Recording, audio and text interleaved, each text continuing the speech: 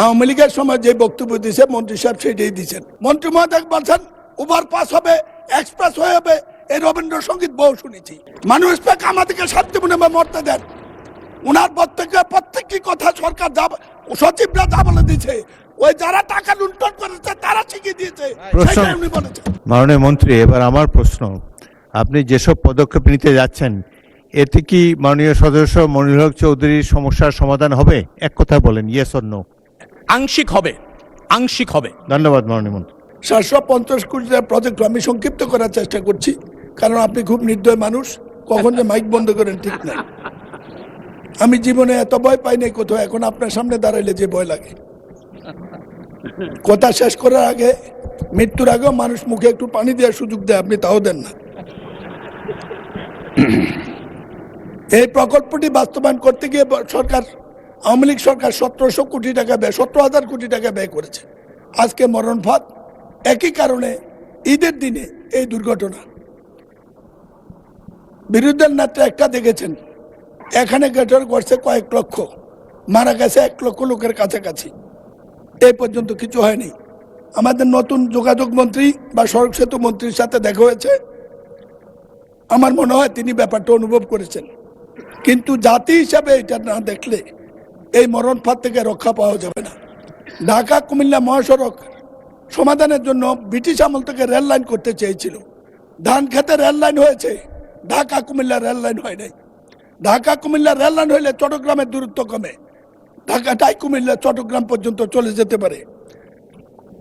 চট্টগ্রাম থেকে Cox's Bazar rail line হয়েছে, ঢাকা কুমিল্লা হলে সংযোগ হয়, সংক্ষিপ্ত সময় যায়, এই রেল লাইন সফর হয়। মাননীয় স্পিকার, প্রতিবাদের মুখে গত সরকার সড়ক বিভাগের লোকদেরকে টাকা দিতে চেয়েছিল, ক্ষতিপূরণ। পত্রিকা আছে গত পরশু দিনের, 25,000 কোটি টাকা তহবিলে আছে শুনেছি। আমার এলাকার এই 16,000 লোকের মধ্যে যাদের লাশও আমরা পাইনি, ভর্তা পেয়েছি, ভর্তা, তাদের কোনো পরিবারকে 10 টাকাও দেওয়া হয় নাই। একটি অমানবিক মরণ ফাঁদ। 50 বছর যাবত লড়াই করছি, কিছুই করতে পারিনি। আশা ছিল এই সংসদ আসলে কিছু করব। আজকে অন্তত প্রশ্নোত্তর আকারে এটা দিয়েছি, মাননীয় মন্ত্রীকে অবহিত করেছি, মাননীয় প্রধানমন্ত্রীকে সিঙ্গাপুর থেকে চিকিৎসার ব্যবস্থা চিঠি দিয়েছি। আমার এখন কুমিল্লা যেতে ভয় লাগে, কি জবাব দেব? আপনার মাধ্যমে সংসদের কাছে, আমার সরকারের কাছে এই জবাবটা জানতে চাই, কি জবাব দেব? মন্ত্রী সাহেবকে সফর করতে বলেছি, তিনি সচিব সাহেবকে পাঠিয়েছেন। আমি বলি, আপনি 3টা মন্ত্রী, এরকম সৌভাগ্য বাংলাদেশে এর আগে কারো হয় নাই। দয়া করে কুমিল্লা আসেন, আমাদেরকে বাঁচান, ভোটার ইজ্জতটা রক্ষা করতে দেন, বৃদ্ধ বয়স্কে মানুষকে জবাব দিতে দেন। লাশের মিছিল কতদিন আর বহন করবো একটু বলে দেন। ধন্যবাদ মাননীয় স্পিকার। মাননীয় সদস্য, আপনাকে ধন্যবাদ। মাননীয় সড়ক পরিবহন ও সেতু মন্ত্রী শেখ রবিউল আলমকে এ বিষয়ে একটি সংক্ষিপ্ত বিবৃতি প্রদানের জন্য আহ্বান জানাচ্ছি। বিসমিল্লাহির রহমানির রহিম। সম্মানিত সংসদ সদস্য যেটি উপস্থাপন করেছেন মহান সংসদে, তার পরিপ্রেক্ষিতে আমি অবগত করতে চাচ্ছি। ওখানে একটা ইউলুপ নির্মাণ কাজ চলমান আছে, ইতিমধ্যে অর্ধাংশ কাজ শেষ হয়েছে।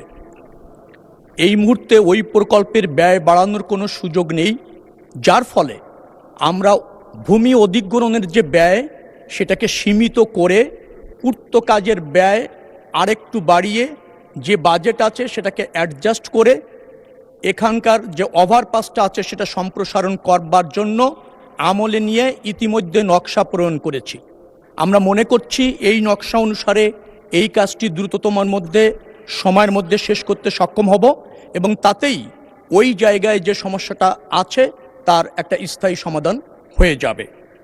আরেকটি জায়গা এখানে উল্লেখ করা প্রয়োজন বিষয়, ঢাকা চট্টগ্রাম যে মহাসড়ক আছে এটা 10 লেনে উত্তীর্ণ করবার একটা প্রকল্প ইতিমধ্যে ফিজিবিলিটি স্টাডি চলমান রয়েছে।